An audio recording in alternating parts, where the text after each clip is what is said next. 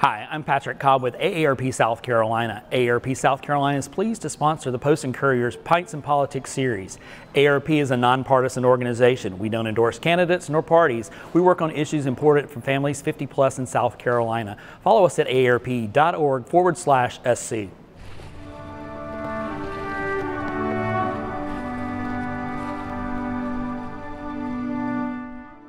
All right, Congressman, thank you again for doing this. And known the Congressman quite a little bit. Actually used to cover the State House in Columbia, or still do, where he used to be Majority Whip, and actually covered his first primary campaign against Tom Rice back in 2022. And I remember that campaign vividly because he had one of the most memorable election night parties I've ever attended. It was at a tiki bar in Myrtle Beach.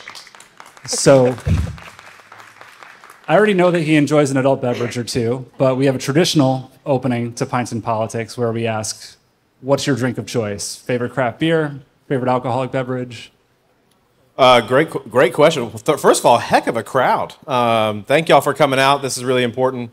It's an important election, and so thank you for being engaged in the process. They told me to hold the microphone really close like this, but we're going to try to keep it real. But favorite drink? I love craft brews, just kind of cool when you try different stuff, so IPAs are really good. But I'm a connoisseur of the bourbon. I like a good old-fashioned. Woodford Reserve is my go-to. In the summertime, it's a little hot, but in the wintertime, it's a good winter drink. Yeah, fair enough. Not a bad choice. Not a bad choice. So we'll get right into it. Republicans have held the majority in the House since 2022, and since the GOP took over, the House of Representatives, to put it lightly, has been a tad bit dysfunctional. It took weeks to name a speaker. I remember you stood with Kevin McCarthy during that time, and the current Congress, as of last week, had enacted just 105 pieces of legislation, making it one of the least productive Congresses in memory. It's also been unable to consistently negotiate a budget with a slight Democratic majority in the Senate, relying on a series of continuing resolutions to keep the government funded. Assuming Republicans keep the House, which is very likely this coming mid-election, and assuming that the White House and Senate remain in Democratic hands, really any scenario could happen at this point. I'm just curious, what the party needs to do moving forward to govern effectively. Great question. I think when you look at the state of the race, this race, the national race, I think the Senate is going to go to the Republicans. Thank God we can retire Chuck Schumer and kick him out. And part of the reason, Nick, that frustrates me is, look, the House of Representatives was elected. It's a Republican House of Representatives in this cycle. You have a Democrat Senate. And when we pass bills and send them to the Senate, we expect that there's going to be some it's divided government. There's going to be some give and take. But when Chuck Schumer takes these bills and puts them in his desk and they never see the light of day, how are we supposed to govern? It's frustrating when he's done that. The House of Representatives is the only chamber that has passed appropriations bills. They've died in the Senate. The House of Representatives passed a bill to lower energy costs for American citizens. They won't even discuss it. The House of Representatives tried to address a wide open border when we passed H.R. 2. Chuck Schumer won't even bring up their own version of the bill for a debate. And so Republicans get blasted all the time for not doing enough, Nick. But quite frankly, the ball's been in Chuck Schumer's court for a long time, and he hasn't done a damn thing. Thank you. So moving into some international relations conflicts we're looking at here. Since elected, you, like many in the Republican conference, have strongly supported Israel and its war in Gaza and in Lebanon now. You, at one point, similarly supported Ukraine in its war against Russia, but in recent months have joined a growing contingent of Republicans who no longer support continued military aid to that conflict. What's the difference between these two conflicts for you?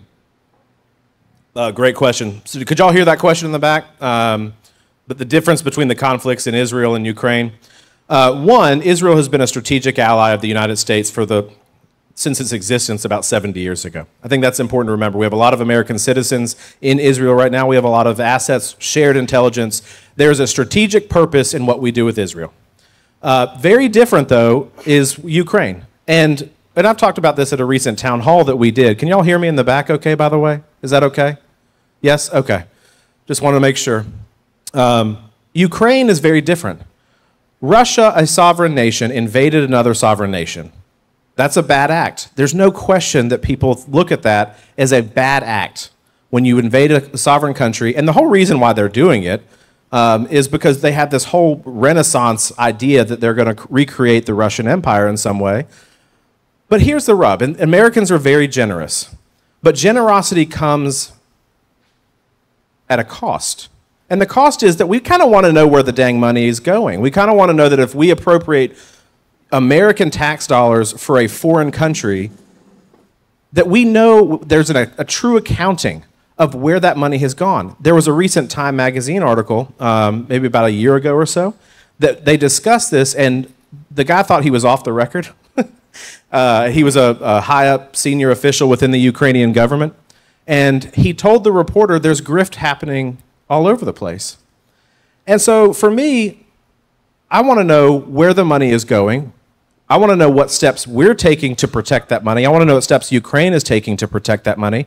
And the biggest challenge that I would say is, what is our strategic victory in Ukraine? What does that look like? And to this day, the administration has not been able to answer that. Is a strategic victory for us a return of Crimea that was taken in 2014? I don't know. No one has told us this. Is it a return of the land that was recently taken? Is it some combination of the two?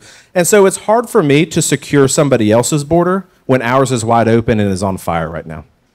You say that the relationship with Israel is a strategic benefit for the United States. Many people would argue that aiding Ukraine in its effort is the next step to keeping Russia at bay. And if that were to fail, it would be American troops on the ground next.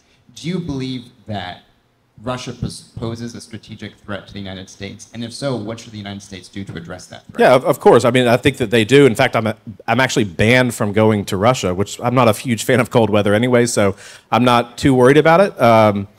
But for us, look, I want accountability within our own government. I think the American people deserve answers to that too. And if we're not getting straight talk from the Biden-Harris White House about what a victory looks like, then we shouldn't be appropriating money endlessly to a war that we have no idea what we're funding, why we're funding it. Look, it's important to combat the aggression of Russia, but we also have to make sure that we're having true accountability in our own country, and we don't have that right now. Moving to our AARP question from our sponsor. Thank you again for sponsoring. Thank you to the sponsors, by the way. Thank you. What are your ideas to make Social Security solvent? Obviously an important issue here. It's huge. The debt, Social Security is slated to run out, I think, in 2033 if we do nothing. And the longer that Congress waits around to address the debt, Social Security, Medicare, Medicaid, the longer that they kick the can down the road, the harder it becomes. There's a lot of proposals out there. Some talk about raising the age, some talk about more contributions. What I think is actually really important is that you let experts deal with this, that you let experts give you advice in Congress. There was a bill proposal, it was on the national debt, but similarly could be applied to Social Security, which is that you allow economists, you allow experts to make suggestions to Congress about what is needed to do that. The solvency is really important.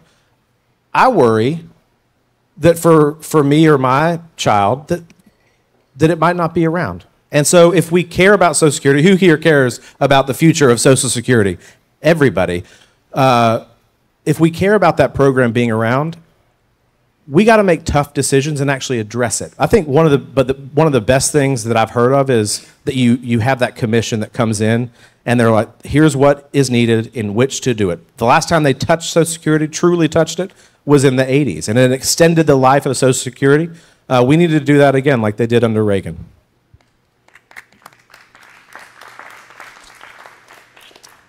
So as you probably heard, former President Donald Trump has made some controversial statements regarding his views on executive power. During his term, he made 220 executive orders, which is more than any president has made in a single term since Richard Nixon. He has made comments where he remarked he would like to be a dictator for a day that got a lot of play. Some say he was in jest. They were still made.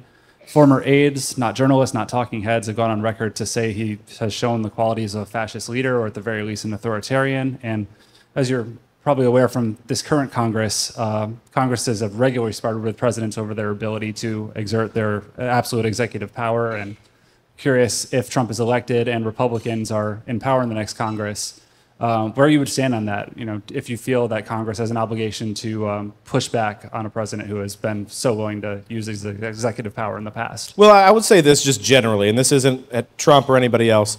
I think Congress needs to restore its Article 1 authority under the Constitution, period. I think if you believe in the wisdom of the framers and what they have set out, I think that it is really important that we do our dang jobs and stop ceding power away. And this isn't a new phenomenon, Nick. This has been happening for presidents probably since the early 1900s, that through executive orders, Congress has allowed somebody else to make the call.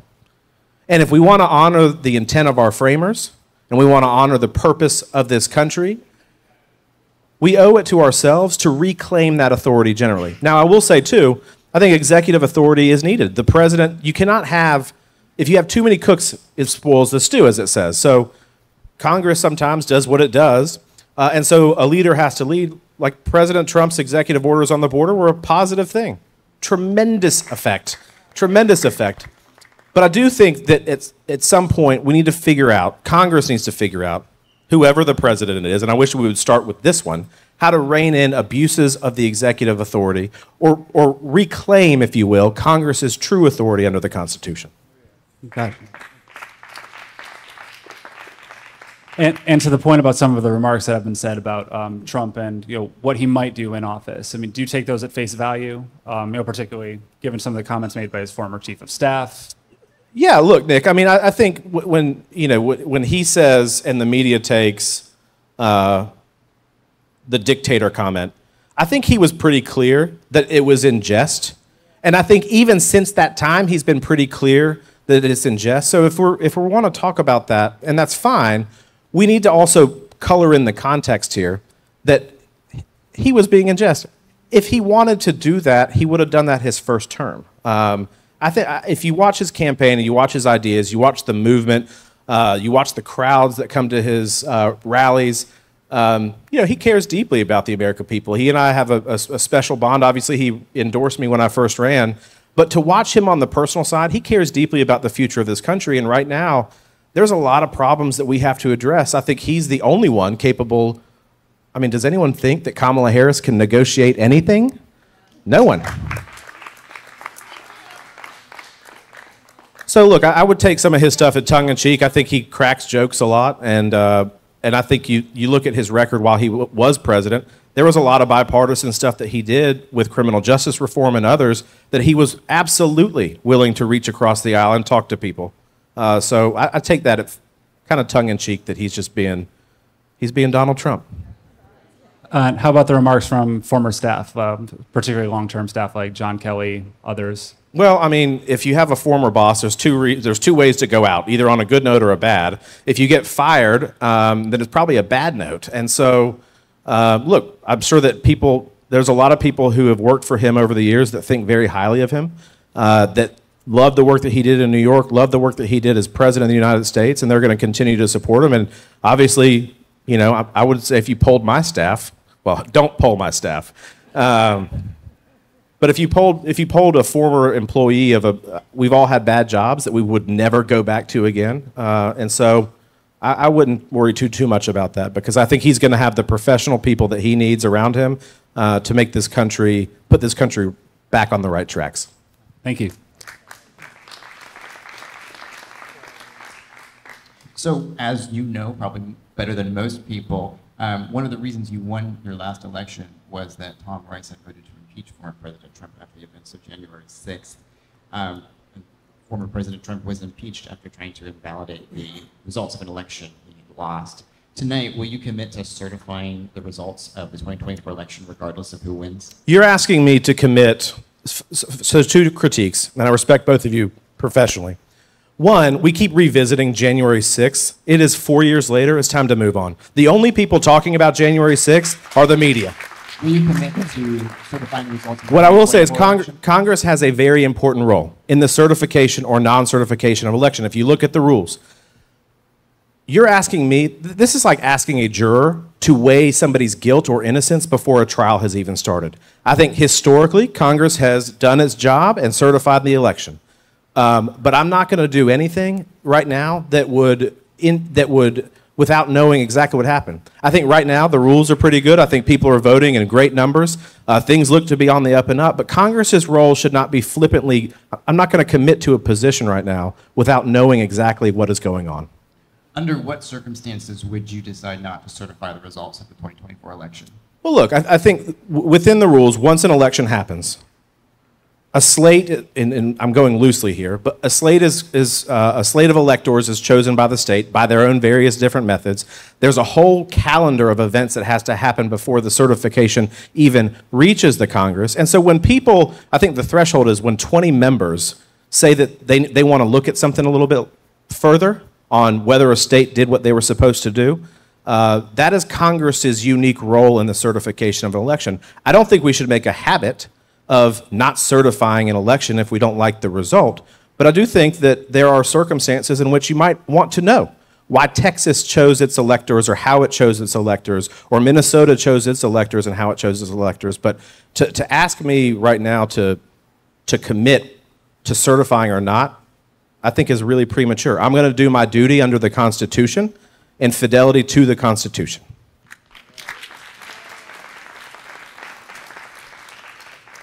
One of the defining issues of this election and the last election has been the question of abortion. And I know it's been said repeatedly by former President Trump on the campaign trail that abortion is an issue best left to the states, and that's kind of been the defining moment of this. But as you know, sometimes rhetoric shifts, and there have been figures, whether on the outside, even inside Congress, that have suggested that they, might be interested in seeing a federal abortion ban or limits of some sort. South Carolina's Lindsey Graham has proposed a limit of 15 weeks, and notwithstanding the state's question, notwithstanding what former President Trump has said, if presented with a bill that suggested setting a limit of 15 weeks of pregnancy for an abortion, would you support it? One of the benefits of Roe, first of all, I'm very pro-life. If you look at my record in the State House, I'm very pro-life, and I'm proudly pro-life. If you look at the Roe decision, and I'm a legal nerd, so I go back and look at these opinions, Roe was decided, I think, very badly. I think it created law that is not the function of the courts. That's the function of the lawmaking body, which is Congress or a state legislature or a city council.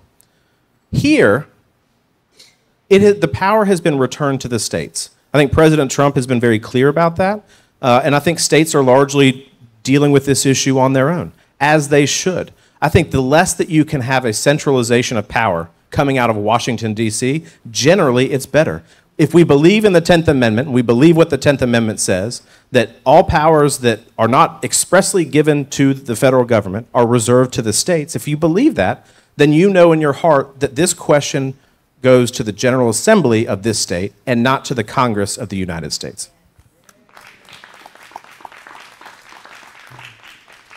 We'll rephrase a little bit. Do you personally believe there should be limits on abortion? Yeah, I've voted for that. I voted for the heartbeat bill and others. I think within Congress, for instance, where does Congress have any authority whatsoever if you're trying to get to that? First of all, taxpayer funds should not be funding abortions, period. I think that's pretty easy. But most of these questions are left to the states to govern themselves vis-a-vis the 10th Amendment, and that's exactly where it should be. Thank you. As you know, thousands of jobs in South Carolina rely on the United States import economy. Former President Donald Trump in this campaign has proposed extremely high tariffs to address some of the concerns he has about the economy. But those tariffs, many economists argue, would negatively impact imports and raise costs for everyday Americans. As a congressman, would you support such tariffs? If you look at, President Trump's tariffs in his first term were actually remarkable because he used them as leverage.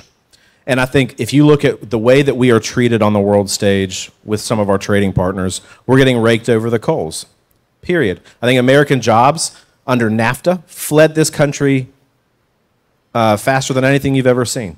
And so Trump took a different approach with tariffs, and I think he strategically used them to rebolster, for instance, the car industry. Jobs were about to flee Michigan and go to Mexico. And what he was able to do and holding China accountable and holding these other governments accountable, I think is important. And so I think a strategic use of tariffs is a healthy thing. And I think he showed the way of being able to use that to make sure that we're projecting not only American strength, but we're supporting back home with America First policies that put food on the table for families, keep jobs from fleeing this country. You're seeing between that and the Tax Cuts and Jobs Act, the Trump tax bill, you're seeing jobs reshoring into this country in an incredible rate. And it's because of those economic policies that are putting these businesses back in the United States and not in China or other places. And it's putting food on the table for a lot of people who are working in this district and across the country.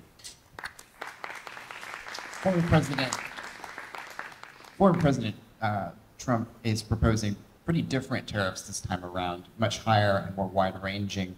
What is the highest level of tariffs that you would support as a congressman? I don't know what the highest level is or not. What I do know is that they have worked under his first term, and so we'll see what the ultimate language is. It's much like, I don't want to comment on a bill before I read it, the old Nancy Pelosi tactic. Read this giant 1,000 pages. What I will say is President Trump showed the way his first term on this, and right now no one believes that the economy is doing well. Wall Street is doing well. The stock market might be doing well, but nobody feels like they're getting ahead. We've got tremendous challenges next year. We've got a lot of tax provisions that are going to be expiring. The Trump tax cuts are expiring, and so your taxes are going up if Congress doesn't do anything, which is kind of par for the course sometimes, right? But your taxes are absolutely going to go up, and so part of the economic reality is that we need to continue those tax cuts.